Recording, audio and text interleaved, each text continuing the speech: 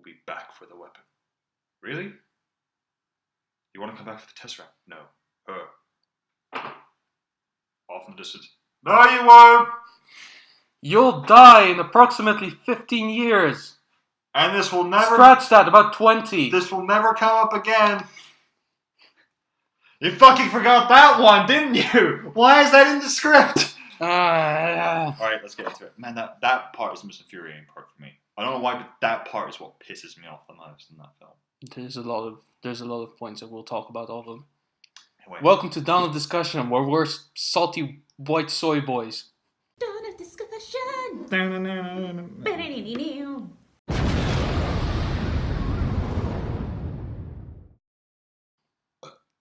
What he said. As you've guessed, we're going to be talking about Captain Marvel today, because obviously we have to.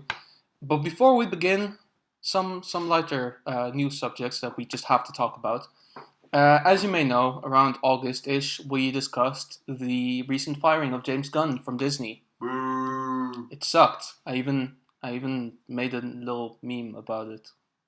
It was very sad. But now he's back. Everything's good in the world. Part of me is also considering that maybe Disney were just like, oh shit, Woodward is trying to take him away. We can't let this happen. Yeah. No. But that's beautiful about it as well, because he's now in this weird position where he has contracts with both studios. No, I don't think that's ever been done before, where they had both for comic book films. That's the other amazing. It's amazing. That's weird. So we're very, very excited about weird, that. No, I would love to see James Gunn do a Green Lantern movie. Oh yeah, I think he'd pull it off. Yeah, absolutely. He's actually quite good with other superhero films as well. Yeah. So yeah. But anyway. So now to some sadder subjects. I think unless there's well, here's the part where I'm going to ask you: if you had to give Captain Marvel a rating out of 10, what would you give it? Oh, that's actually a tough one. I didn't even think about that one. I remember when I came out of the cinema, I thought a 6 would be reasonable. When I really thought about it, it went down to like a 5, maybe lower. Okay. Because I was thinking about 6, being generous 6.5. Because while I don't like all the film, I'm not as angry about it as you are. I am angry. But it's one of those things where I walked out and I wasn't angry. It was worse, which probably means it actually should be an even lower rating for me because I walked out going, I'm not angry. I'm just disappointed. Well, here's the thing. It was that feeling. I wasn't angry. I guess, but the thing is, I will say that most of the anger came after I watched it and after I really thought about it over the week. Yeah. So let's actually start with stuff that we liked about it. Yeah. Right. So I have to say, while watching it, definitely for the first half, if not the first 2/3.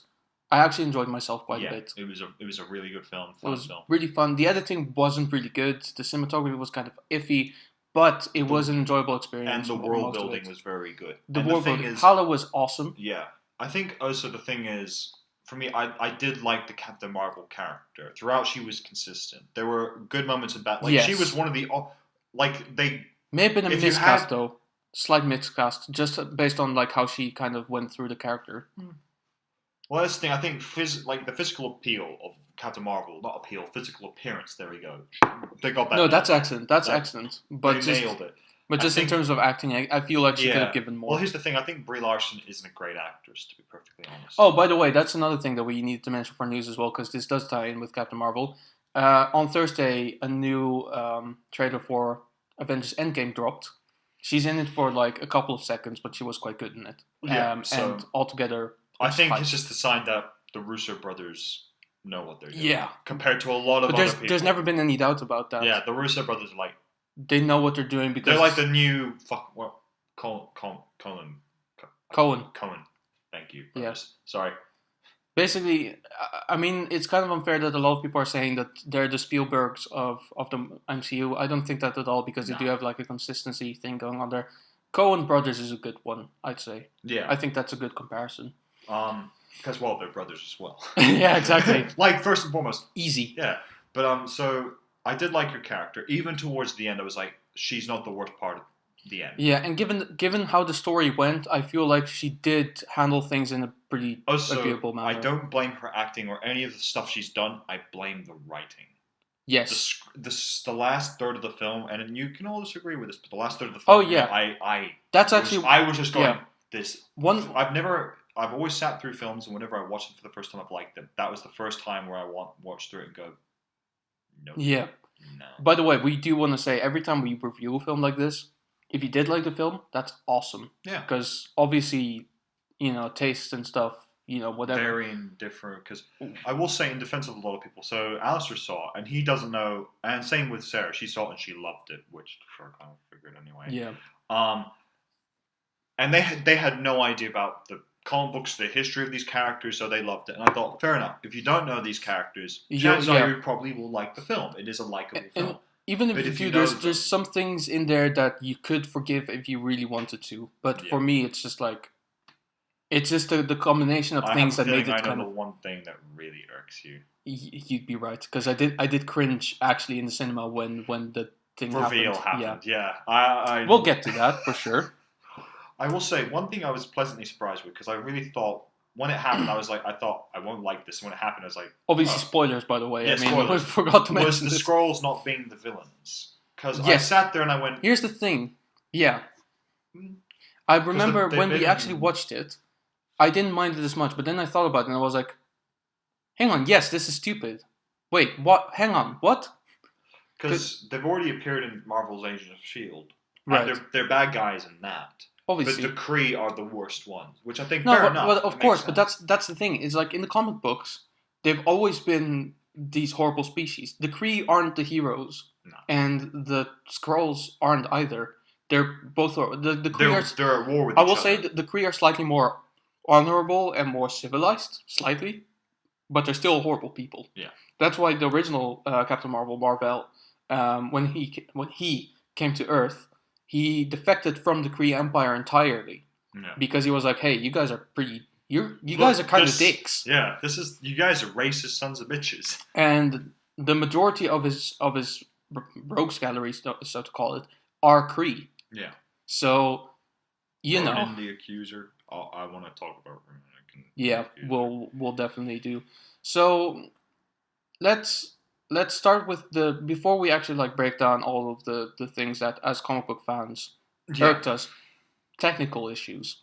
Like I said, the editing was kind of The thing is, a lot of that film was The soundtrack I liked. The soundtrack was quite cool. Yeah, because it was a nice sort of... It reminded me, probably not weirdly, but it reminded me a lot of Aquaman. This weird sort of sci-fi... Yeah. And you're like, that's cool. It was slightly forgettable, but it melded very well with it worked. And for people who say that soundtracks in the MCU altogether are forgettable, no, they're not. Some of them are. Some of them are, but the majority of them aren't. So, for example, I find that actually, interestingly enough, I remember the DC soundtracks a lot more, but I feel like they get... not to sound horrible, I feel like they get better composers. They've got Hans Zimmer, they've got Rupert. They got what's his face? Junkie XL. They've gotten a lot. They got Danny Elfman. They've got. Funny enough, Danny Elfman did Age of Ultron as well, and I cannot remember that soundtrack. I remember I remember parts of the Winter Soldier one, especially the Winter Soldier theme. Yeah, that one is great. The Civil War. I remember quite a few ones from Civil War. Yeah, Ant-Man. Yeah. That one was. Oh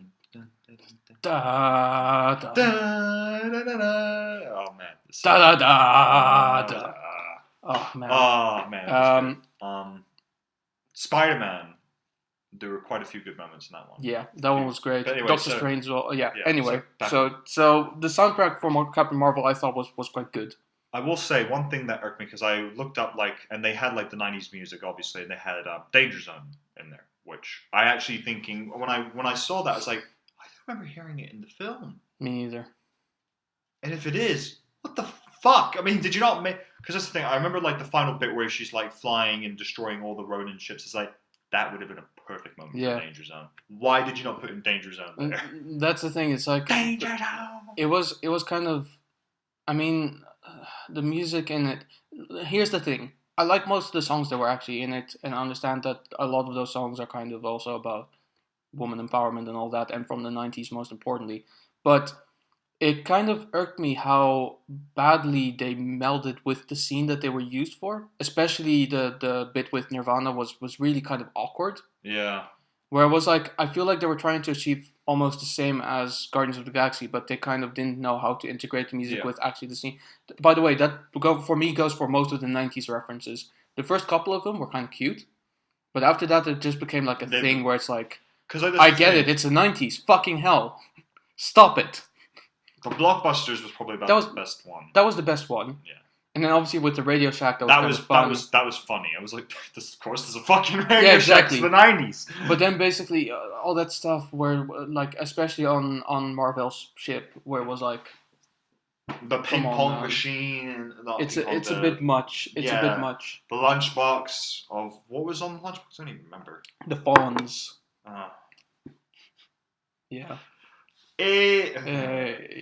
I will say, I love the fact that Ben Mendelsohn, who is an Australian, as a Skrull, he had an Australian accent, because as soon as he started talking, I was this close to going... It's confirmed, Skrulls are Australian. We know, and you wonder, how come Australians can survive all that shit down there? Because we're not actually humans. Why does their skin not turn red on sunburn? It's because they shapeshift back into normal skin color. Exactly.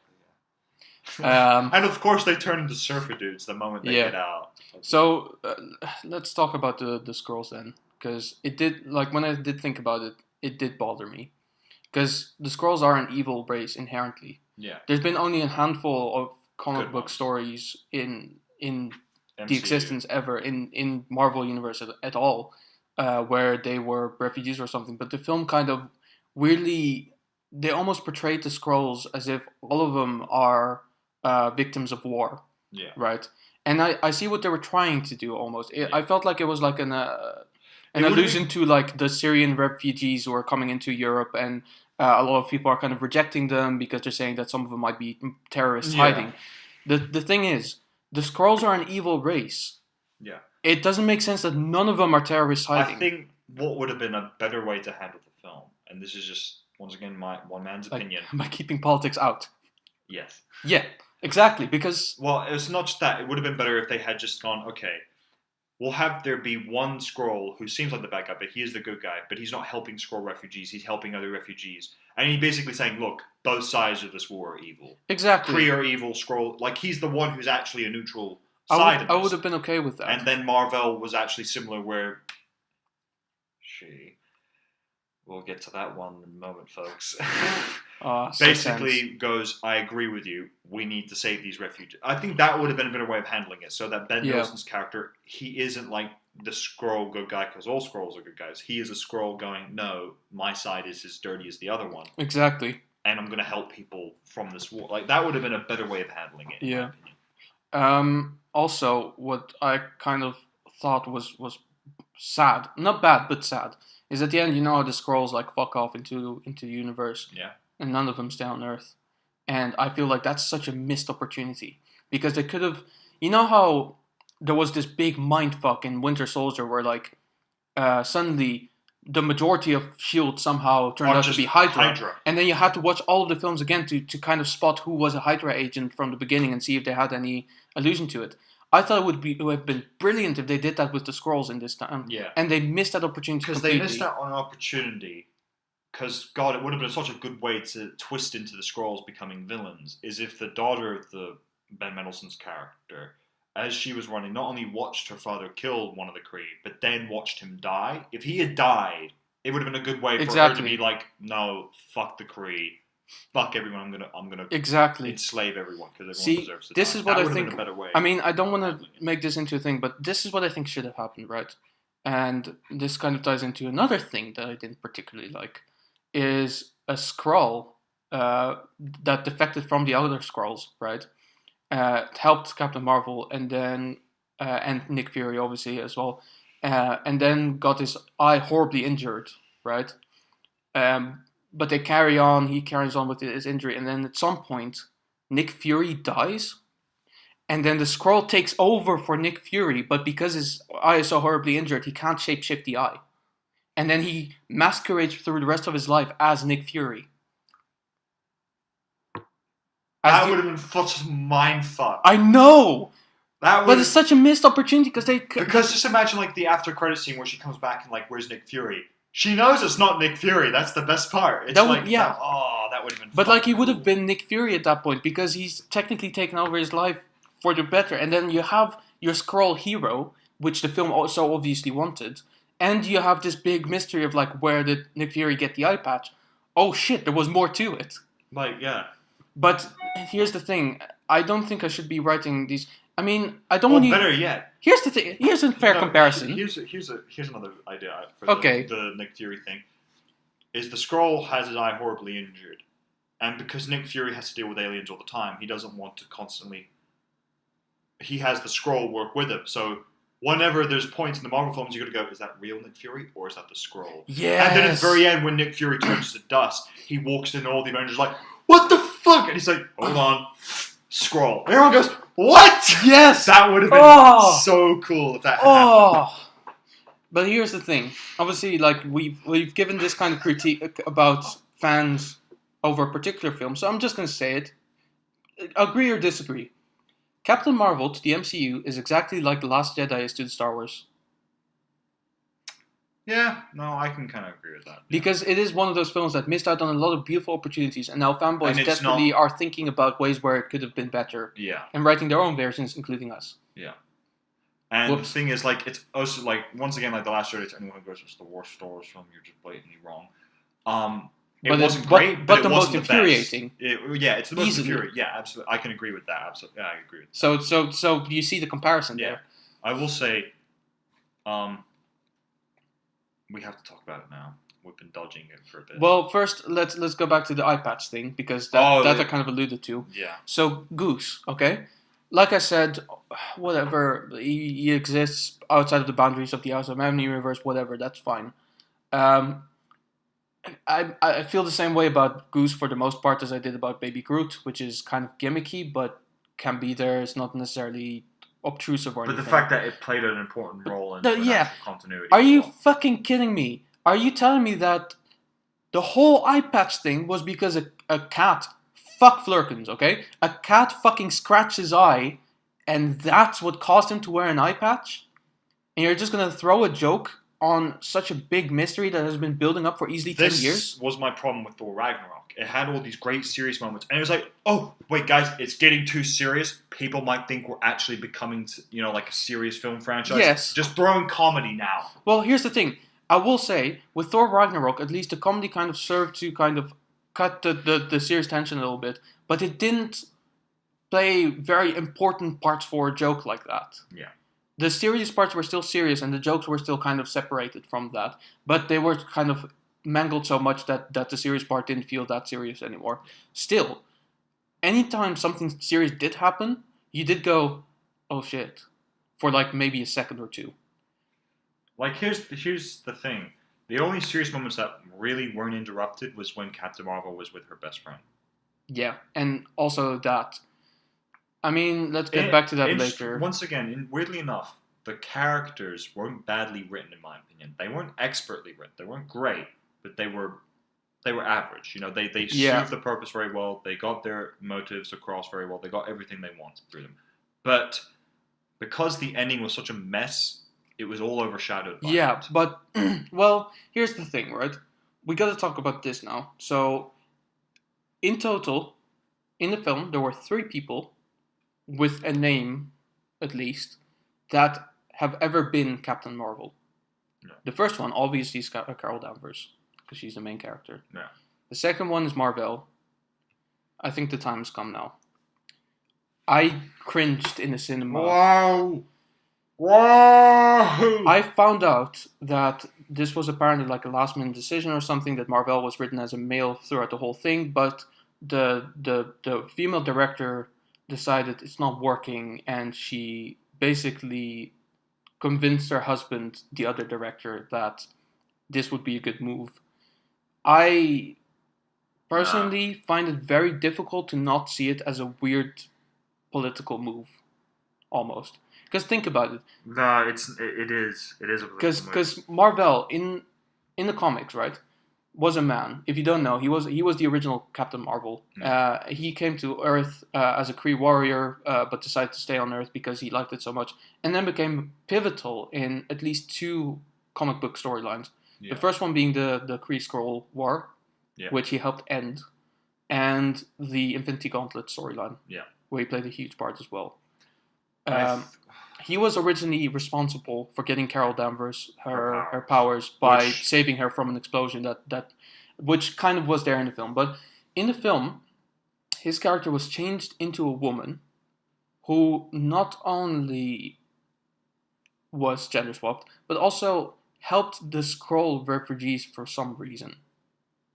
It's never specified as to why, other than maybe she felt bad for them, but that's not enough of a reason. Goose was her cat for some reason. I will say, just quickly getting onto it, it's just one of those things where I don't mind films introducing new, like, strong theme. Like, when I was Obviously not. When they had her in there anyway from the start, like this woman, I thought, yeah, cool, fair enough, here is a woman. I was cool with that. Yeah, we were cool with it. And then we found out, oh shit, they've made another...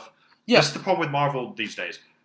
As opposed to, let's say, something like DC. Marvel is going, more equality. So instead of making new characters, we're just going to change the gender or the race of a few of them. Whereas DC's going, no, we're going to have a Hispanic Green Lantern. You're going to change Hal Jordan? No, we're going to have a new Green Lantern who's Hispanic and a woman. Why are we changing Hal? Why do we need to change Hal? Hal's perfect the way he is. Let's just make Jessica Cruz. That's what DC has done better than Marvel every turn. Yeah. They've not changed anyone. They've made new characters. The next part might piss you off more because of it, but staying with Marvel, for me, the big issue with that is you take such a, like you said, a very established character and you just gender swap them because convenience. You don't do that. No. I will say, I actually got into kind of an argument because of this with someone, but the subject came up of like, okay, well, if that's not okay, then why is gender swapping the Ancient One okay? And I said, well, because the Ancient One wasn't a hugely pivotal character in the comic books that much. Because the Ancient One in Doctor Strange, because in the comic books he was a Tibetan male, and in the film she's a Scottish woman. I didn't find too much issue with that because at least as well Tilda Swinton is a great actress and she played the part very well and convinced me that, you know, there could be multiple Ancient Ones and she was just one of them. Yeah. In the comic books there was another, and that's fair enough. But there's only one Marvel.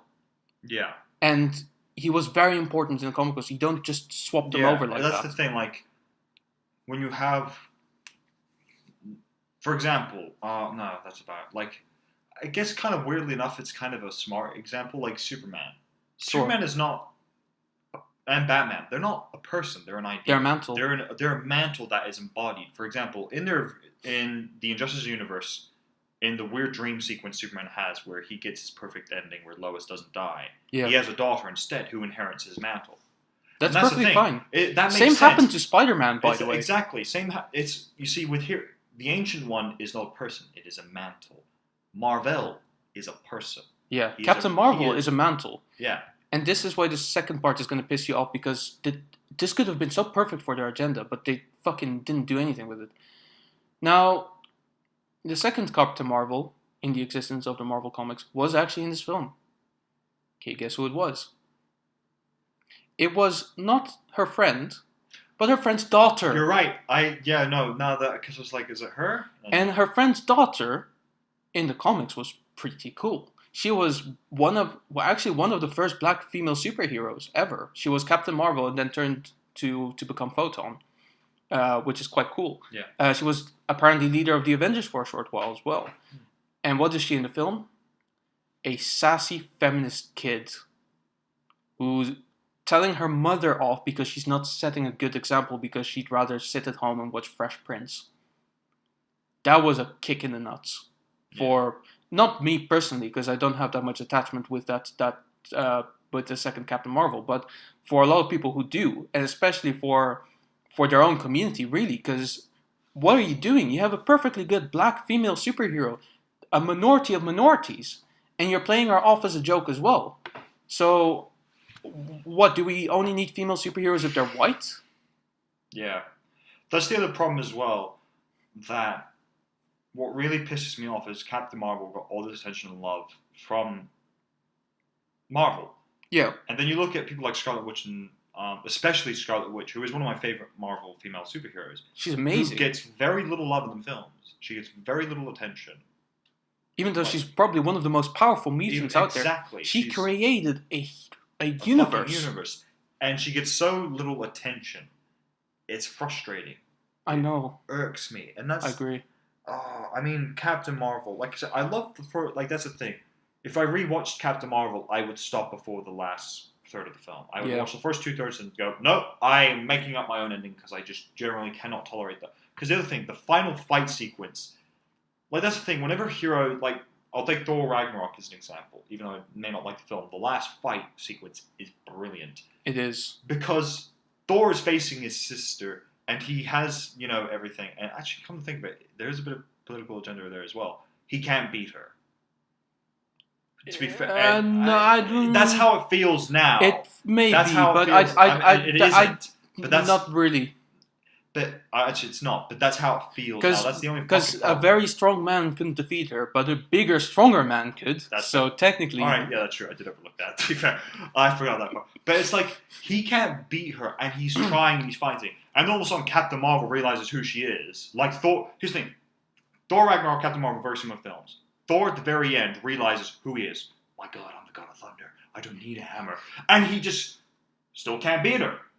And then it's like Captain Marvel goes, I know who I am. I'm Captain Marvel. And she beats everyone. And she laughs while she does it. There's no threat. There's no stake. It's like, she could have just done this the whole time. True. She's amazingly just invincible. By the way, can I just add I will say, in slight defense of this film, for the guys who were or women even as well, who were constantly like commenting on Facebook before the film came out saying, she's not smiling enough. Yeah, she's actually smiling a lot in this film. Yeah. Just on the spectrum about. Of too much. And now, actually, with the thing between Thor and Captain Marvel, I will say I really thought a lot about that. And basically, the main thing that came down to realize was the general linguistic difference between the words strength and power. Right? Power is what Captain Marvel had. Is basically she has this huge ability to like blow up shit and kill people and whatever. I don't know. I didn't really care that much. What Thor had is strength, which is more from within and the acceptance of who he is and the ability to actually wield that power in a elegant and in way that it's meant to be held. Yeah, because just like the thing is with Thor's power is he's the God of Thunder. He is nature. He is the incarnation of nature itself, in a sense, an embodiment of an aspect of it, which makes him extremely strong and powerful. Whereas Captain Marvel is power. She is raw energy, in a sense. Exactly. Yeah. But God, just the ending, like that's the thing, like the build up to that moment where they're in the desert and she's walking towards, I can't remember his name, Jude Law's character. Oh, Jan Rock. Yeah. It was never pronounced in the film now I think about it. Yeah. And there's that moment where they stand off. And I think there's the final fight, and then it's like just boom, and I'm like, to be fair, the whole time I was thinking she could just kick his ass at this point. Like, it would just be so And simple. she should have done. She should have just turned off her powers and just kick his ass. I would have had more respect if she did. Yeah, that's the thing. Like, in the end, you've just proven, okay, you can't beat anyone in a proper fair fight. You need to take shortcuts. Fair enough. You're pathetic. Exactly. That may be powerful, but it's not strong. No, exactly. That's the thing. I kind of hope that she tries to do that with Thanos, and Thanos just goes... I really hope so, yeah. And just bitch slaps her, and Thor's like, I don't need my hammer to kill you. He just throws it down and just come on! Yeah. Thor just beats the shit out of her. There was this thing that someone on the internet said that I kind of do agree with, and that is that Captain Marvel needs to play a key part in Endgame. But absolutely. She's not the one to finish it. No. That would be either Iron Man or Captain America. Or both. It needs to be both. Or both. Actually, yeah, it should be both. Like, that's the thing. I absolutely agree. Captain Marvel... In my humble opinion, Thor may be up there as well. Yeah. Well, here's the thing. I feel like this is not how it's going to go. I am 100% certain this is 100% sure. Wrong. But just in vision, let's say if you had to put a strategy, let's say Thanos is there, and let's say he's still got some minions around. The way you should think, okay, what Thor and Captain Marvel should do is they should basically just stall everyone. They're the powerhouses. Exactly. They should say, we're over here. Look at us. And like, Iron Man, you go fight Thanos. But we can't beat him. We'll fucking figure it out. And just they go for it. Yeah. So the camera is about to cut out. So we should probably go to a break now. Yeah. Quick word from our sponsor. And our sponsor today is microphones. They exist. And they're useful. They're useful. We talk in them. It's awesome. So yeah, thank you very much, microphones. Now, the camera's cut out. Well, we don't have any questions, you know that already. So we'll be right back talking about more Captain Marvel. We were just, during the break, we were just discussing this, and we were basically saying that usually, like, when we talk about these things off camera, it's very easy to just say, oh, this film is bad because feminism, and really blame feminism for everything, but it's pointless to do that, because ultimately the main merit of this film is the film itself, and not the things that it's trying to say. Yeah, I think that's the thing, and it's not me saying that films shouldn't try to say anything. For example, Aquaman had a very subtle message about treating the ocean, but it wasn't the forefront of the film. It wasn't the main aspect of the film. The point of Aquaman was it was just meant to be an entertainment film. Exactly. And it worked. It did what it was supposed to do very well. I love Aquaman. I think it's fun. I think it's a great film. It is it's great because it knows it's not great, and that's the best part about it. That's what honestly makes it my favorite DCEU film currently. Yeah, absolutely. I think that's the thing. Aquaman is just sheer entertainment, and I will say, the soundtrack from Aquaman I love, especially excellent. Especially Ocean Master's theme, where it's like dun dun dun, and you're like, because it is dun dun dun dun, dun dun, and you're like, oh fucking god, yes, I love Aquaman. The thing about Captain Marvel that kind of really stings, mostly with the marketing, I feel, is because it's aimed to a very specific demographic, which is mostly women. But they do that in a franchise that's already pre-established to be aimed at comic book fans in general, majority fans. Majority, I'd say maybe 70%. Yeah, if not even more. Higher. If not, I'm saying 70 to be generous to women. It's probably much higher. So the film should still be. I mean, you know that this film takes place in a franchise that a lot of men also enjoy. You need to, and also let's be honest, a lot of white men mostly. A lot of white. You need to give them something to enjoy as well, and because you're shooting them in, like, there's the thing. Star Wars: The Last Jedi didn't try to alienate its fans. I mean, it did, but it didn't try to. Whereas Captain Marvel, it does feel like it's trying to alienate the white male fan base. It's not on purpose, but it heavily feels like it's trying to. I mean, the only white man really in it is Jude Law's character. Not even. And Agent Coulson. Yeah, and Coulson was kind of a tool. I'm not gonna lie, he was kind of a doofus. Yeah. A bit, which is fair enough because it was his first job, first day on the job. He was a rookie. Yeah. And he was funny and he was fun to see, but he was kind of a doofus I'm still at the Blockbuster. Yeah. I love that. That was great, but that's the thing. That was one of the great parts of the film. That whole sequence with the train and the car chase. Fight. That was awesome. That was an awesome set piece. The train fight sequence was the best part of the film. Yes. It was so beautifully included with the car chase, because the car chase thing was fucking awesome. No, the car chase and the train sequence, those two together, in unison, so well done. Were so well done together. They were perfectly. That was brilliant fight choreography, great timing, and I love the fact that they actually had common sense for the extras. They were like, holy shit, this woman's beating up an elderly woman. We have to stop her. That was fun. Because they were trying, and I just thought, that is smart. You know, most films probably wouldn't even think of that. You know, I was thinking to myself as well, watching that scene, was like, oh my god, this is like the exact inverted scene of Spider-Man 2 on the train. Yes! Just like, get away from Spidey. I was like, yeah, you superhero, get away from that elderly woman. Oh, that was fun. To be fair, this was in a time where superheroes weren't really common. No, absolutely. The only superhero they had at that point... She got a lot of weird looks, which made sense. Yeah, there were only two superheroes that actually existed up until that point, and that was Captain America and Ant-Man, and Wasp, I guess. Technically Thor, but like on another planet. Yeah, he hadn't been to Earth at that time. Exactly. So, but this film did mess with continuity in that sense as well, because that's the thing. It's like, everyone knew about Captain Marvel being an alien and stuff like that. They knew that an alien landed in California. And for some reason, the film Thor still marks the first alien sighting. For some reason. I don't know what. I think this film does shoot itself. Maybe because of the internet, though. Maybe because of the internet. That's true. That's true. And then, so there was... And to be fair, they feel like because she's probably also part human, she's half human, technically. And they probably want to keep the whole scroll because they don't want the Kree to know where the scroll have gone. They're keeping it probably all very heavily under wraps. They don't want people to know. I guess. Which means even people who were there, like Nick Fury, are going to say... Thor. I mean, why would people want to know that Thor was in New Mexico? In New Mexico, of all places, somehow... To be fair, he was very open about his arrival when he went the whole, and then basically just destroyed the big toll thing. The destroyer. The destroyer. He destroyed the big toll thing. The destroyer. Yeah. So when he destroyed that, everyone was kind of like, and you imagine there were people just going with their phones. It's like, yeah, true. Yeah. So that's why probably because social media and people stuff like that. Fucking knew that Thor was a thing. Yeah. And even then, like, people didn't talk about it that much, and it was pretty obvious in Avengers until he arrived at the last moment. It's like, I'm here now, and I'm here to save the day. So another thing that I disliked about this film was they revealed the origin of the name for the Avengers. I didn't like that.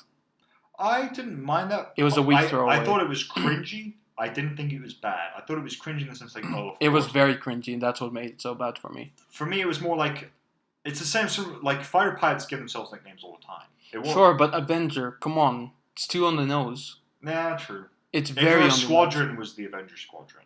And like if her fighter squadron was the Avengers of the Squadron, that might have been better. And I mean the way I still love to kind of see it, and I knew that they were called the Avengers Initiative before this moment, but I still want them to be called the Avengers because they avenged Coulson. Yeah. Because that feels like more power for me. That is. There's more strength in that whole idea. Whereas with this, it's just like because Tony has that whole moment in the Avengers film where it's like, if we can't save the world, you'll be damn sure now we'll avenge it. Exactly, and that's what makes it so powerful. Yeah, no, they've shot themselves. And then basically when he lists lists off all the... Nick Fury does talk about it beforehand, calling it the Avengers Initiative. I know, but that's the thing. They didn't choose the name, I guess. Yeah. They didn't choose the name, and the Avengers Initiative was mentioned in Iron Man 2, I think. Yeah. For the first time, so technically it was pre-established. It's but also annoying. I feel like that's where for me the power for the name comes America in. Film is called Captain America: the First Avenger. True, but he wasn't actually called the Avengers. I know, but like they called him the film title's the First Avenger. It's true, and to me he still is. Because let's be honest, he avenged the Hollywood. Before literally everyone but Thor. Thor is the only person who's older than him. It's true. Oh god. But anyway, I will say just quickly. Yeah, for sure. Now we have to talk about it, because it's obviously a film with a female-led protagonist. Which is better, Captain Marvel, and you know what I'm going to say next, or Wonder Woman? I mean... I know what my answer is. I mean, what tastes better, chocolate ice cream or not ice cream? Wonder Woman.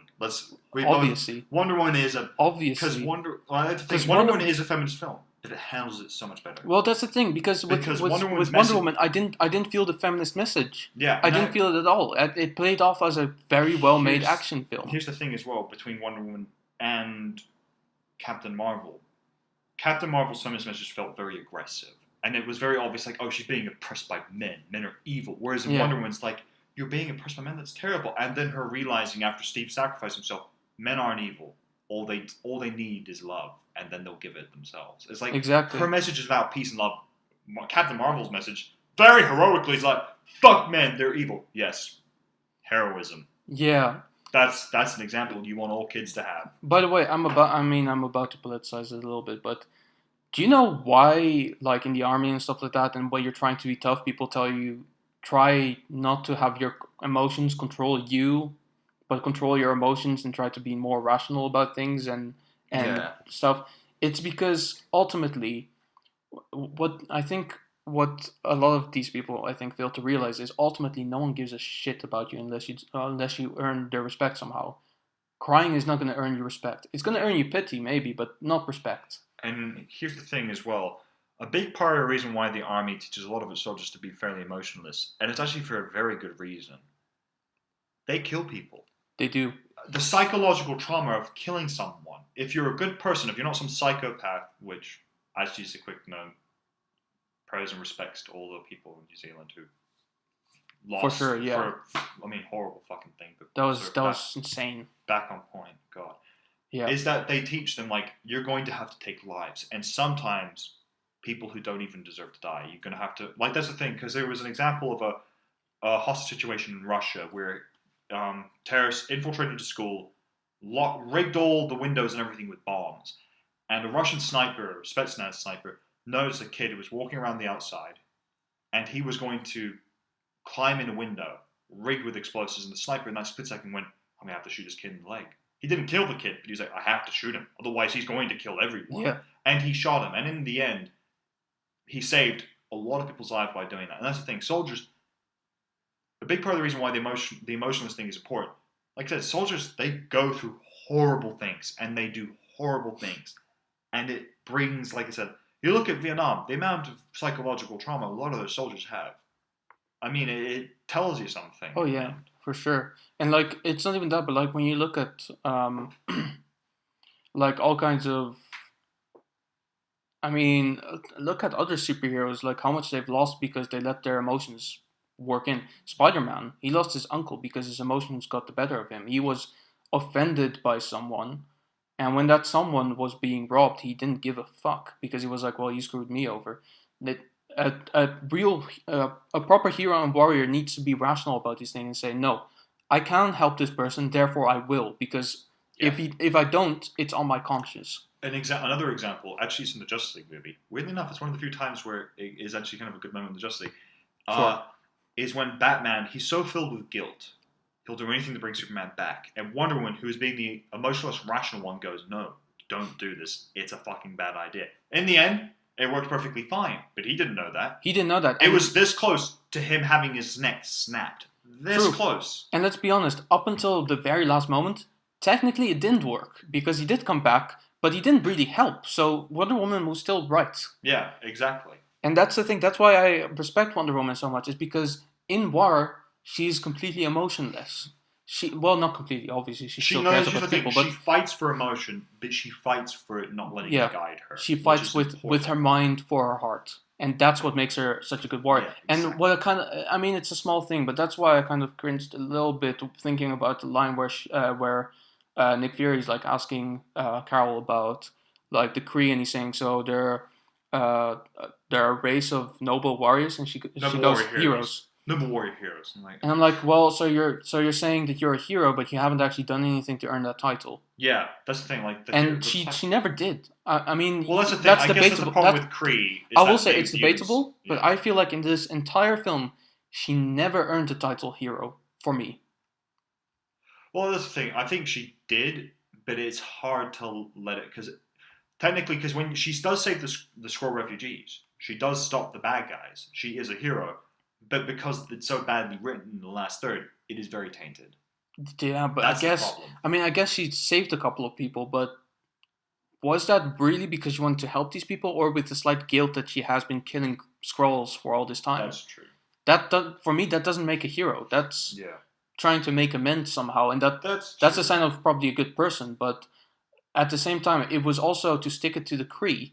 And the Kree did her bad, and therefore she just wants her vengeance on the Kree. And vengeance is not the way of a hero, as Batman so often wants us to realize. So, technically, I don't think she earned the title. Yeah, I think that's the thing. It's like, if you put the Justice League and Marvel characters, let's say, from the actual cinematic universes against each other in terms of who they are as people, it's been very close up to this point. They've all been heroes in their own sense, doing the right thing, despite how bad some of the DC movies have been. They have been their heroes. decisions. And their decisions. They have been heroes. It wasn't until this point I've never been more sure that DC's had better heroes than Marvel. Well, okay, no, actually, I dare contest that a little bit. Batman in the DC Extended Universe is not necessarily a hero. Well, I don't acknowledge him as a hero anyway. Fair enough. He's a vigilante. He's very different from a hero. Okay, fair enough. Superman has established himself as a hero for me. Yeah. Wonder Woman has. Flash, I guess. Well, that's the thing. Flash, he's like a small town hero. He's not the big fish hero. But when he helped defeat Steppenwolf, he did kind of play this part, and he did do very well. And he saved the Russian family. Cyborg is a tough one. Cyborg, I don't actually know, because he did also have some vengeful feelings, because he does know that he is made out of apocalyptic technology that technically did save him, but also fuck up his life. I feel like his vengeance wasn't more towards the apocalyptians; it was more almost towards his father. I guess, it's yeah. Not, so fair. It's not how it comes across in the film, which is bad writing, but that's how it is in the comics typically. Aquaman. Oh no, he didn't establish himself as a hero in Justice League necessarily, but is in his own film. Immediately, double and over. Because that's the thing. Like, he goes, I don't want to be the hero. And he's like, shit, I have to be the hero. But I am going to be one anyway. Exactly. It's very much like that's what heroes it's very do. respectable. Most heroes generally don't want to be heroes until they have to. Yeah, and I mean, we haven't seen anything yet, but I think Shazam will prove himself to be a hero. I actually am getting more hopeful for Shazam. I'm getting there's more clips. And I'm kind of scared about it. There's getting more clips out for it, and I'm getting increasingly excited. Did you see the clip with him and his foster brother? Yeah, that they're trying out the powers. I just thought it's such a sweet scene, and it's so silly. I love it. Am I invisible? Oh my god! Oh my god! Where'd you go? I'm invisible. Did you see the comments about speaking of invisible, about the most recent Endgame trailer as well, where people are saying Drax is in it? He's just standing completely still, so you can't see him.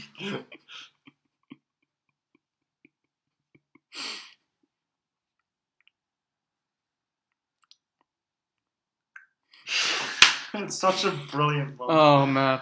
Oh, I'm so excited for Avengers. Oh man. So anyway, Captain Marvel. Back on it. Unfortunately. But once again, sort of ending it off with Captain Marvel versus Wonder Woman. I think ultimately, as it's already been established, Wonder Woman is the best female superheroine of all time. Oh yeah. Like without question. Easily. And the thing is, most iconic, and she's so much better written now these days than she was a long time For sure. ago. Like that's the thing as well. She's increasingly gotten better. Whereas Captain Marvel hasn't really felt like that. She's always had the same sort of level and had goods and bads.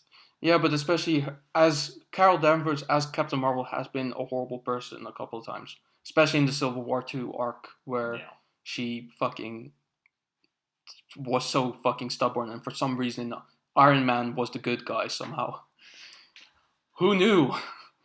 Anyway. Like in the whole... You know the worst thing she did in that story arc is probably... so basically, if you don't know, Civil War II happened 2 years ago? Something like that? 3 years ago?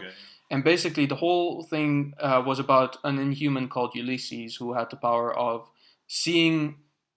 So basically he was able to conceive a couple of potential futures and timelines in which things happen, but he could only see one, right? And that one at first was seen as clairvoyance, like he could see the future, even though it was a potential future that could happen. But the first 2 times that he predicted something, it did actually happen, like that something would go horribly wrong and that Thanos would go to Earth and stuff like that. And so basically at some point he predicted that Miles Morales would kill Captain America.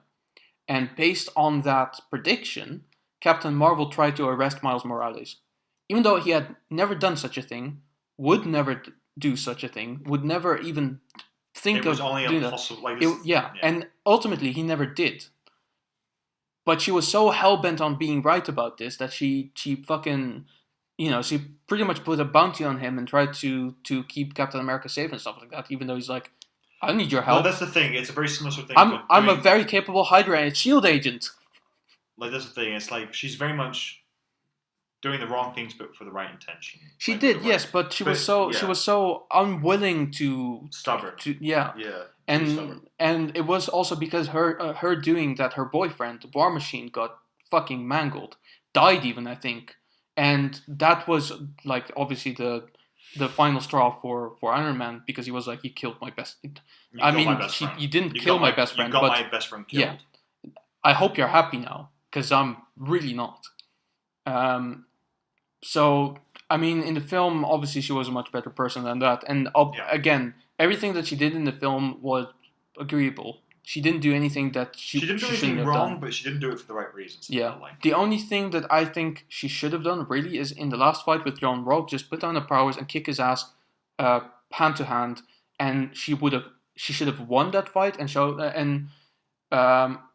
It's not about proving anything to him, because that was such a cringy line as well. It's not about proving to him that you can do it. It's about proving to yourself. It's proving to yourself that you can handle your... Because, let's be honest, we do know of a Marvel superhero who couldn't handle his emotion and therefore doomed the entire galaxy. Star-Lord. Yeah.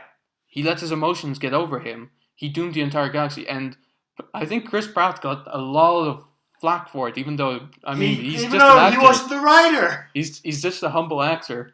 But everyone fucking hated Star-Lord for, like, even in the Lego Movie 2 campaign, there was this bit where, like, he was playing with Lego figures of himself with Emmett and Star-Lord.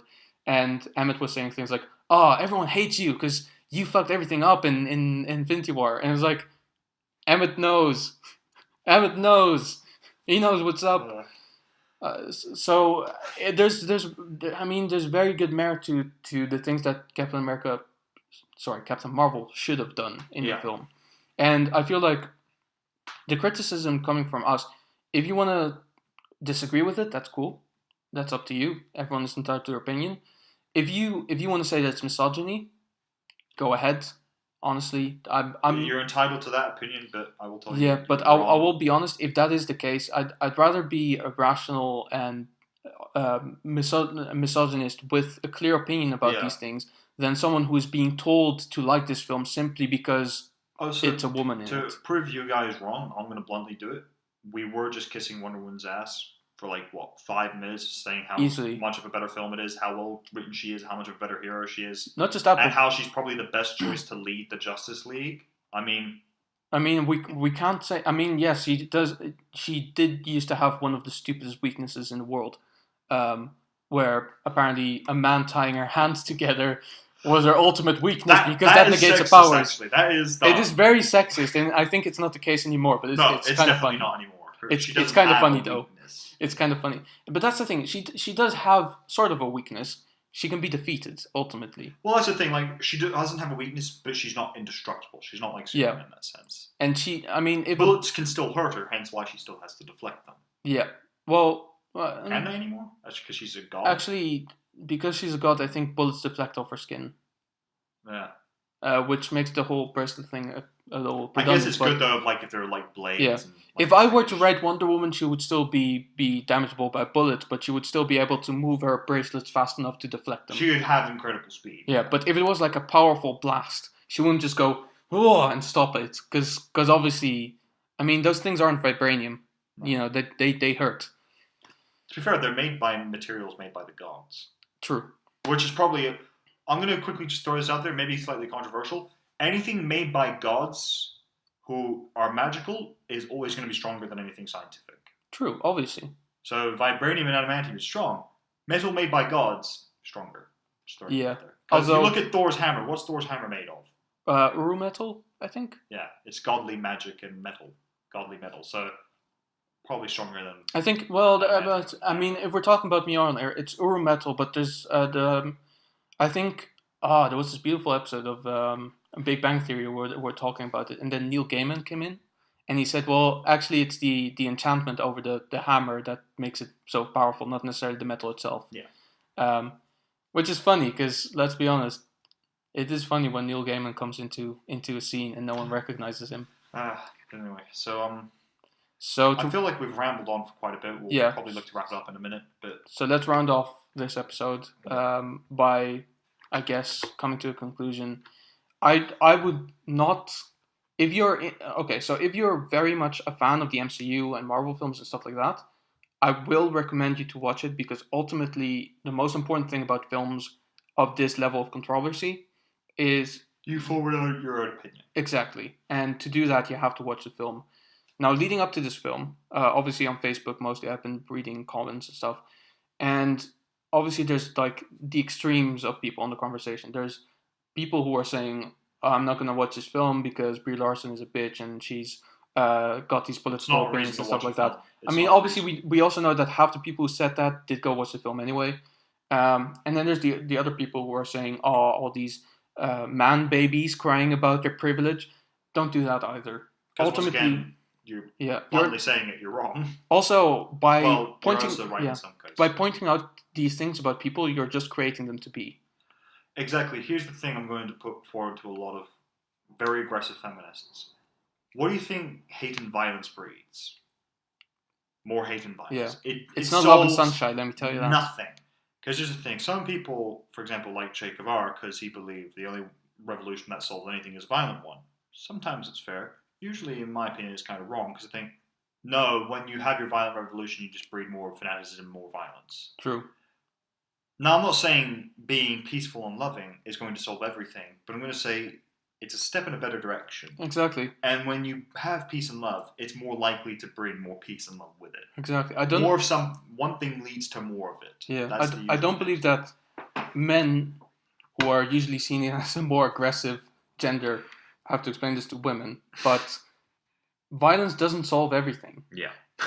And especially, Why yeah, I am know. saying this? And especially when I'm talking about that, I'm especially talking about verbal violence, which is a thing. Yeah, it is. You insulting people, like It's hate speech. when you look at all the well written villains in comic books and films of the last couple of times, they're not villains because they want to be evil. They're made to be evil because society already thought very little of them.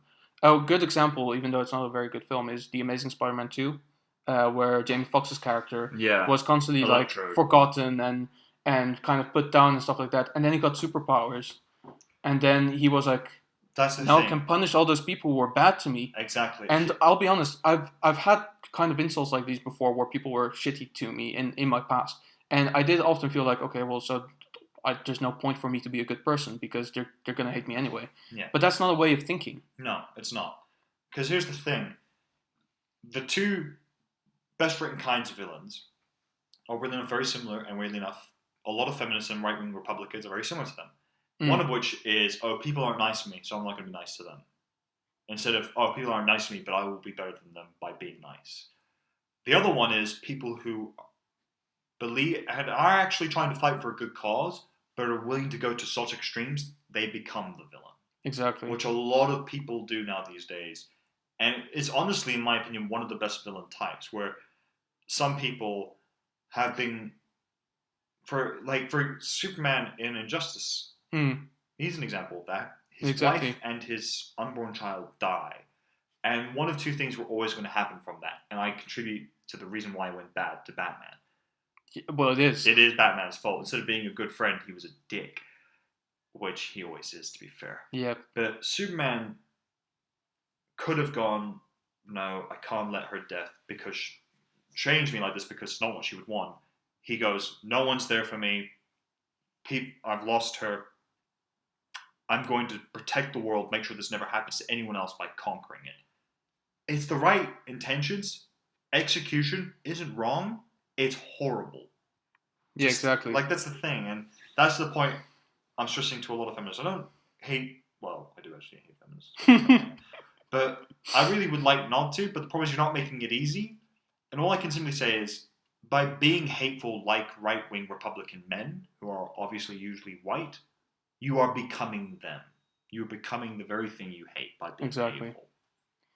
And I feel like this film very much contributes to that. It does. It feels like it contributes to it. Because here's the thing. When Wonder Woman came out, there were obviously going to be sort of sexist men who didn't want to see it and didn't like it. But in the end, it didn't feel like it was as big of a controversy. Yeah. You know what's funny, though? I actually had a discussion with a feminist about Wonder Woman shortly after it came out because she saw it as well. And she didn't like it. And I did like it. And I was like, does that mean the film was done well? I mean, technically, because she really hated that Wonder Woman was really enjoying the idea of babies and ice cream and stuff like that, and Superman wouldn't be like that. But that's the thing.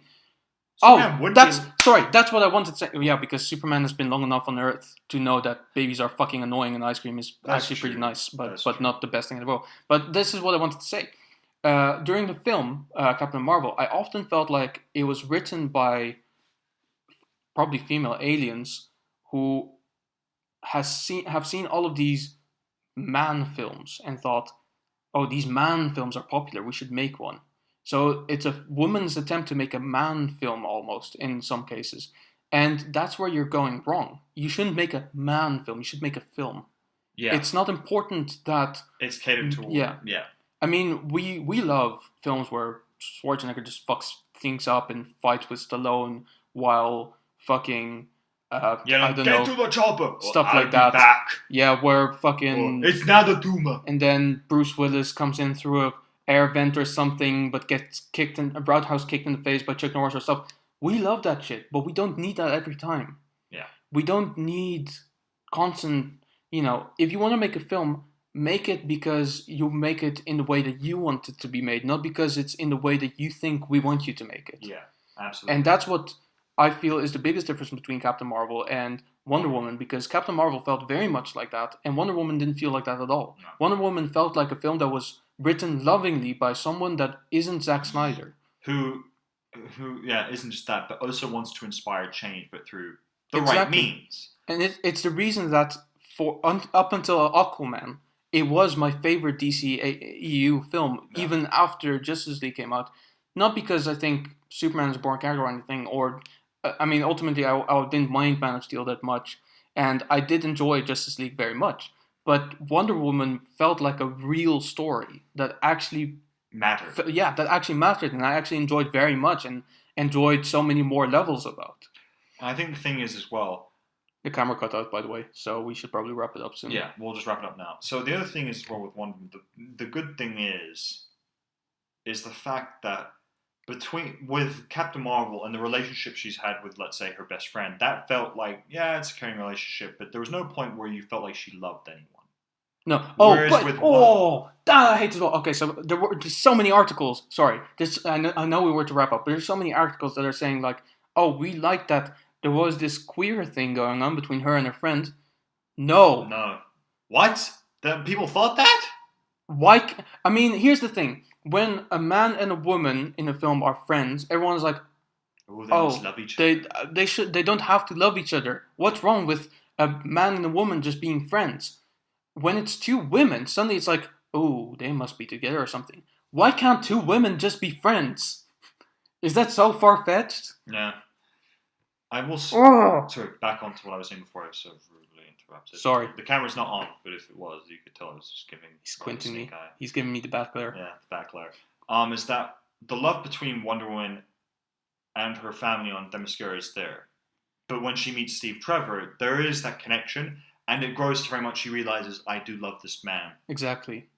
Very much, and I really care for his safety. And then watching him die, it's a tragic moment for her. It is. To realize that I could love someone and then lose them. And never realize I could have had, like the thing is, what makes it even more tragic is she never knew she could have that.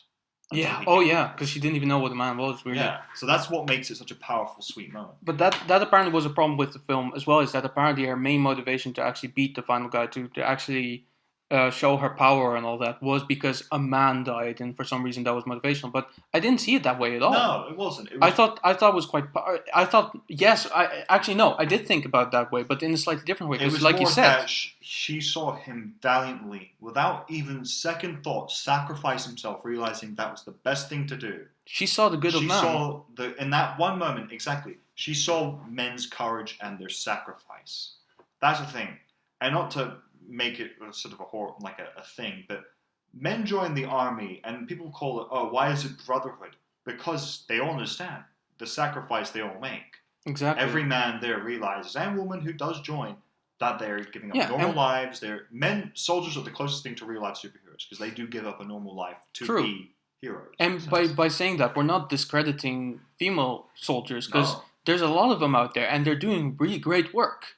And in the end, a lot of female soldiers, from what I've always seen from articles and documentaries, and just everything, they'll always tell feminists the same thing.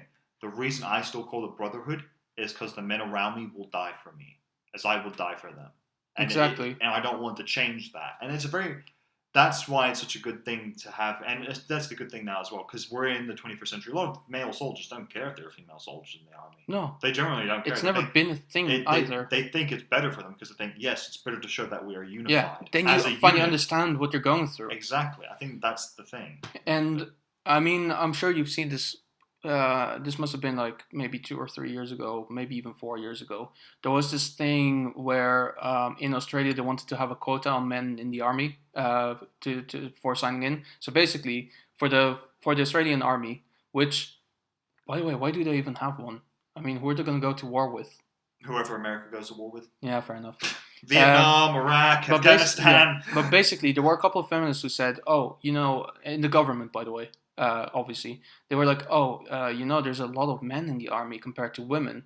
We should really put a quota on how many men can actually audition for the army. Camp. Yeah, and they said it should be at least cut down to 50%, which is not feasible because these boot camp challenges are often 5% women or something like that. So they have to to take away like 80% of the people applying literally just because they're men. You have no army. So someone questioned that on Australian TV, and he said, well, don't you think that if we do that we then take away a lot of people who could potentially be probably best for the job? And she said, no, I don't think so, because some of them might be women, and if it's all men like participating, they might not have the chance to shine. And I'm like, well, that's dumb. You want the best person for the job by taking away the best people for the job, so you can see your people be best for the job. Yeah. When they're not actually that all that feminists do there then is shoot themselves in the foot, going, we're not as good as men, we acknowledge it, so we want men to not be allowed to do these certain things, so we have a chance. No. Yeah, in order for us to be better, men have to like either be worse tone or down. Be not included. And it's dumb. No, absolutely. It's dumb. We think that there's a lot of women out there who have incredible. For instance, right? In terms of directors that we've actually worked with, I think Sarah is probably one of the better ones. Oh, absolutely. Because it's obvious that like while we're working with her, I've mostly seen from the post-production side of the things, and you from the other side of things. Yeah. She's still kind of finding out exactly how things work. In post-production, I've seen that there's a couple of things that may have not gone as smooth as they should have gone for the actual shoot. But you can tell that she knows what she's doing for the most part. Exactly. And you can tell that she's passionate about these projects that she's doing. She's not making these films because she wants to be a female director. She wants these films made because she wants these films to be made. And she puts there... And I have a tremendous amount of respect for that. Yeah. I think she is a very good director. No, not because she's a woman, but because she cares about the projects that she does. Yeah, exactly. She wants to tell stories that should be told. Exactly. That she wants to tell. That's the important thing about being a filmmaker. As I've always said, the films that I would like to write and direct are films I would like to write and direct because I think they're either stories that need to be told or I really want to tell. Exactly. And that's what's important. And it goes for everything. I mean, I'm sure you can agree about your own mother as well, but I think... When I think about my mother, I don't think of her as a strong woman because to say that she's a strong woman is to discredit everything that she's done as saying, well, it's good that she did all those things considering that she's a woman. She has done considerable work in terms of like, well, she used to be a principal of a music school back when we lived in Israel, and then after that she became a housewife for the most part. Then she started teaching music again, and I don't think I've ever known her not to be a conductor of an orchestra or a choir or anything. And I mean, I remember a time that I didn't know she played double bass in an orchestra. That's fair enough. She didn't teach me cello as well as I hoped she could, and therefore I don't ever touch that thing ever again. But I always knew her as a leader of a group, and I feel like my wanting to be a director comes from her being a conductor, and therefore see her as a strong individual, as a strong person. That's the thing. Mothers aren't strong women; they're strong people. And here's the thing: the biggest. My dad, though, not so much. The one thing that stuck with me that my dad said is that he said to someone, "My mother gave up her career so she could stay at home for me." And there's one thing: a lot of feminists who criticize stay-at-home moms don't realize being a mother is being a hero. Oh, yeah. You're giving up a chance of having a career, having a lot of things you want to take care of someone else. That's sacrifice. That's selflessness. And that's one thing most feminists who don't want babies will never understand. Being a mother, or especially being a father, is one of the greatest things someone can be. And I'll be honest, they're not mutually exclusive. No. I mean, in the UK anyway, I know that maternal leave is about 3 months or so. No. So you can stay at home with your child for like 3 months. After that, you'll see them probably less regularly, but you can still hold down a job. Yeah, exactly. And you can do so fairly well. Yeah. I've seen it happen before, and these people, again, they're not, in my opinion, strong women. They're just women who happen to be strong people. Yeah. And that's what's so important about what we feel about these superheroes as well. You need to stop putting tags on things, man. Yeah, stop labeling shit. It's not man or women, it's person. Because we all know that the most powerful female superhero in the MCU is Scarlet Witch anyway. Yeah. It's not even up for debate. The most powerful person in all of DC is Dr. Manhattan, and he could probably turn himself into a woman. It's true. Just throw that. Literally no debate there. So let's round it off by saying Captain Marvel, not the worst film in the MCU, probably the most infuriating one. If I were to compare it to another film, it would be Last Jedi. Yeah, and it could have been better. It should have been the Wonder and we Woman wished of it was, the DC. honestly, because I was very excited for it, and to be let down like this is very I think because unfortunate. I hadn't been this excited for, and I think the problem is actually the last thing that Captain Marvel. The thing that's really fucked it is where it's gotten stuck between. On one side, you've got Endgame, which let's face it, it's Avengers Endgame being directed by the Russo brothers. It's going to be It good. has to be good Yeah. for God's sake, and it will be good. Please. And then on the other side, you've got Avengers: Infinity War, which is probably one of the best Avengers film thus far. Easy. And you have Spider-Man Into the Spider-Verse, which is probably one of the top 5 best comic book films Oh, at yeah. this point. I didn't So even think about that she way, was but now you're stuck- saying it. She was stuck in a position where she had to compete with 3 of the biggest, one of which is being led by a man, and is still an ensemble piece with a strong female character in it. Is this Spider-Man Into the yeah. Spider-Verse. And Gwen the other Stacy two was are a big good ensemble character. films, which have great female and male characters. Yeah. And this one is By the way, let down. I don't want to stretch it out too long, but let's talk about this thing in Spider-Verse real quick. I understand that Doc Ock was a woman, and that was a gender swap that was kind of odd. But I didn't mind it as much because I don't actually know if Ultimate Doc Ock is a woman. But there- Also, to be fair, when Peter Parker Spider-Man meets her for the first time, he does acknowledge, like, oh, you're a woman in this Yeah, universe. and I'll Weird. and I'll say it's because it's mostly because in this film, it is very well acknowledged that there's multiple universes where things are different.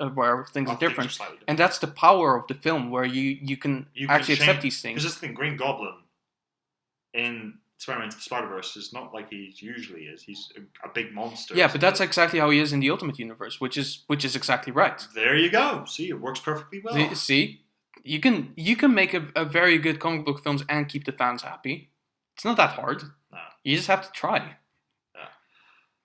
Actually, I think 2018 in terms of years for superhero films was probably one of the best. Oh yeah, I mean, you had Aquaman, you had The Incredibles, true. Black Panther came out then as well. Yeah, And which Black was a Panther, very- which isn't the best as a lot of people say, but it's still very good. It's a very decent film. It's a very good film. Infinity War, obviously. Obviously, Ant-Man and the Wasp has gotten some criticism, but I actually loved it. think I it was enjoyed a it lot so of much. fun. A lot of fun. And Venom, obviously. And I mean, it was good fun, and you cannot it deny. was fun. It was a fun. It was blast. not as fun and as, I mean, good is a very relative term. It wasn't up to the quality standards of Aquaman, but it was. It was still fun. Yeah. I'm still looking forward to the sequel. I don't know if I am, but I will watch it. All right. Yeah. Let's end. So yeah, let's end it there. So thank you very much for watching. If you disagree with us, that's cool. Comment what you think. Honestly, that would be really cool. We never really listen to what you guys say, but we would like to because you guys Plus, never because say you guys anything. never- yeah, I was going to say Yeah. because you never say anything. But if you disagree with us, let us know. We're happy to go into that discussion as it dawns. And next time we will talk about something else, probably. No. He's no. left. Left. I'm done. Guy has left the room. Thank you.